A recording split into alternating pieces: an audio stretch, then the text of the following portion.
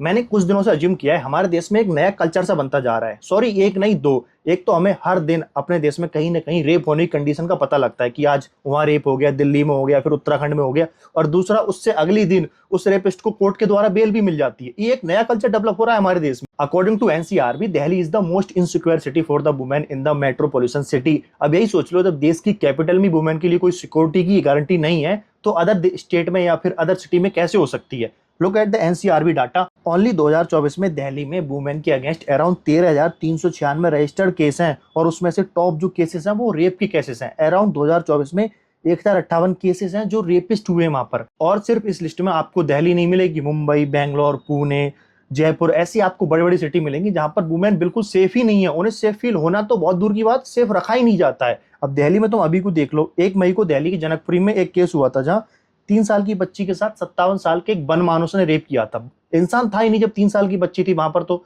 57 साल का 3 साल के साथ कोई तुम रिलेशन समझ रहे हो? वो इंसान नहीं, वन मानुस होगा। उस बच्ची का 2 दिन पहले ही अराउंड 30 अप्रैल को एक जनकपुरी के प्राइवेट स्कूल में एडमिशन हुआ था। और जब वो रेप होने के बाद 7 मई को द्वारका कोर्ट ने उस रेपिस्ट को, दानव को, उन्होंने बेल दे दी। ये समझो तुम what type culture we are developing in India. जब भी मैं फोन खोलता हूँ तब मुझे कहीं ना कहीं या तो जो राइट विंग के लोग हैं वो माइनॉरिटी को परेशान करते हुए दिख जाते हैं, या फिर उनकी जो गेवियार्ड है उनमें आग लगाते हुए दिख जाते हो, उसे खसा भी रहे हैं। ये इंसिडेंस दिल्ली का है। और तुम कहीं भी देखोगे जो माइनॉरिटी के लिए परेशान कर रहा है, वहां राइट विंग के ही लोग तुम्हें मिलेंगे, और कोई भी विंग के आपको लोग नहीं मिलेंगे। इवन लेफ्ट विंग के लोग तो कुछ कहते भी नहीं इसके बारे में।